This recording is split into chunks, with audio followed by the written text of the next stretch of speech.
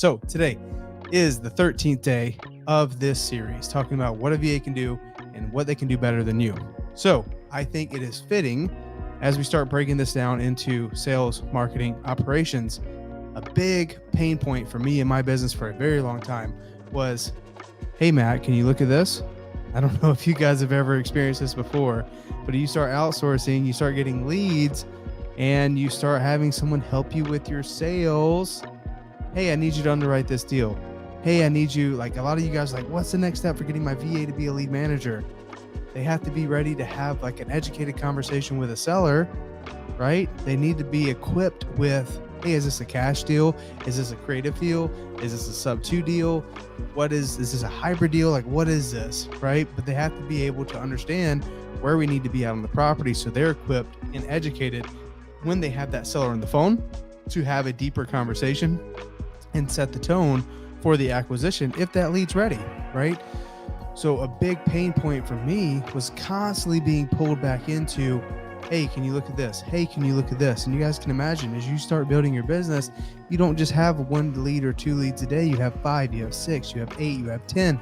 It's a lot of properties you have to comp, right? Hey, Matt, where do we need to be on this one? Hey, where do we need to be on that one?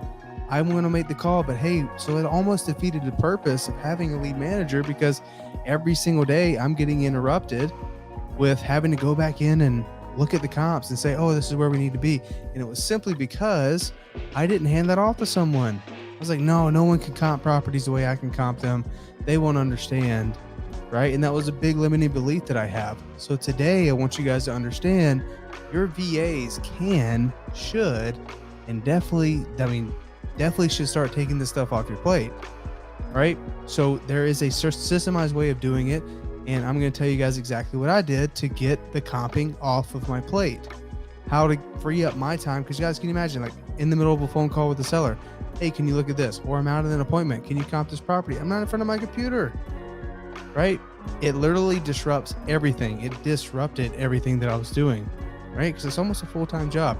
So my job was to get my virtual assistant to the point where they can make those decisions. They can do a basic underwriting. Guys, they don't have to underwrite on creative. They don't have to know where we need to be on cash flow. Basically, they know how to pull rents in an area using Zillow. That's pretty straightforward. But we always underwrite all of our deals for cash first. Cash first, cash first. Where do we need to be with cash? And if it doesn't work with cash, let's look at our tool belt and how else can we solve the seller's problem and it still makes sense for us, right? So I had to systematically remove myself from thinking that I had to comp every single lead and then say, okay, well, how can I take what's in my head and give it to my virtual assistants? So going back to delegation, right? What do you do? Number 1, we define it. Number 2, we demonstrate. Number 3, we document the results. So what did I do?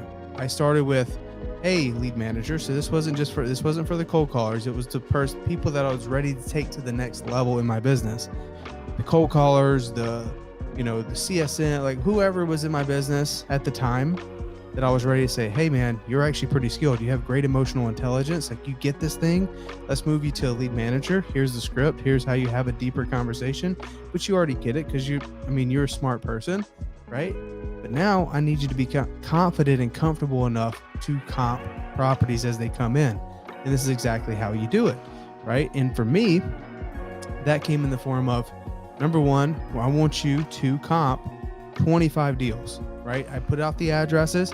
I personally already comped them, right? I had already comped the 25 addresses, but I didn't have the answer. It's almost like a quiz or a test, right? I'm like, hey, I want you to pull these addresses and I want you to follow this process, right? I screen recorded myself using Zillow, right? And on Zillow, I showed exactly what I have on my channel with how to pull comps in an area using Zillow, going to the street view, drawing a circle around the neighborhood, not going outside of our parameters. I literally had my comping cheat sheet up on one screen, right? Screen recording saying, hey, this is the reason why I'm not crossing this intersection. This is the reason why I'm making this adjustment. This is the reason why I can't use a 2-story with my home, my subject's a single story. This is the reason why I'm looking for things with pools. And this is what the difference that makes. This is golf courses. This is fronting a major road, like all the little intricate rules, right? I have there on a video. And I don't just say this is the reason. I go into more detail saying this has a pool, right? But you got to think, why is this property not comparable to this other property that doesn't have a pool? And this other property is fronting a major road. Not going to use it as a comp. And this other property is 10 years older. Not going to use it, right? So demonstrating myself actually pulling it. So I use the screen record. So they're now equipped with, okay, if I just follow these rules that Matt gave me on the screen recording, perfect. And I have my comping cheat sheet. So if you guys are watching this, you should also have the comping cheat sheet. It's also on the blog, so be sure to get it if you don't have it.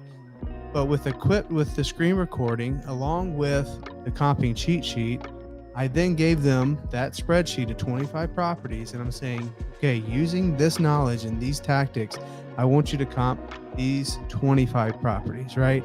And it was a mixture of single families, mobile homes, condos, stuff that was older, stuff that was newer, mobile homes that were non-financeable, mobile homes that were financeable. I had them try it all, right? And guess what? They messed up on like 18 of the 25. And I would go back and say, oh, well, here was the actual buy price, and this is the reason why this was the buy price. Okay, and let's do it again. Here's another 20 properties. I want you to give it a shot. Yes, it's a lot of effort for a short period of time, but it's better than saying, oh, try it out. It didn't work. Let's try it again next week, right? Let me give you some more properties to comp. Let's try it again next week. Same mentality when it comes to comping and learning a new skill. We got to like hound on it early and often in the very beginning of the process, saying, this is what we're going to do. This is how you do it. This is what you're going to do. This is how you're going to do it. And I promise you, like for me, it took a lot of time out of my schedule because I'm already like, I don't want to do this. But I was willing to set aside, 3-4 days, basically that work week, getting my people super duper good at comping properties. And guess what? I didn't have to do anymore. I said, guys, if you ever question yourself on your comps, if you ever question yourself, like, I don't even want you to tag me. I want you to be able to solve your problem. And if it gets to the point where you're like, Matt, I really need your help, I want you to come to me with what you think our buy price is, what you think the ARV, the after repair value of that property is. Come to me with that. And then that tells me that you at least gave this thing a shot. And then worst case scenario, I will look at it, right? Which is now my dispo manager. Worst case scenario, he looks at it. But guys, it can certainly be done, and it should be taken off your plate, because if you're trying to grow your real estate business, this is where a lot of people get stuck too. It's not just on the sales, but it's the comping of the properties. And so many folks are like, I don't even know how to comp properties myself. You should learn it, right? Very simple. Using the same methods that you would do for a virtual assistant, you get really good. You just like, for 3 days, I'm going to comp a bunch of properties. I'm going to learn all these rules. I got the cheat sheet that Matt gave me. I watched the videos that Matt have done and Cody has done on comping properties. I'm going to get good at this so then I can train someone to do it for me and I won't have to worry about it again. Okay. It is an art to comping. And the greatest thing about it is it's also systematic. Like, here are the rules. Follow the rules and you won't stray from the path. Okay. And with that, it makes it super easy to delegate. It's just you have to be on top of it. And once you get a hold of it and you hang of it and you give that to a virtual assistant, you don't have to worry about it again.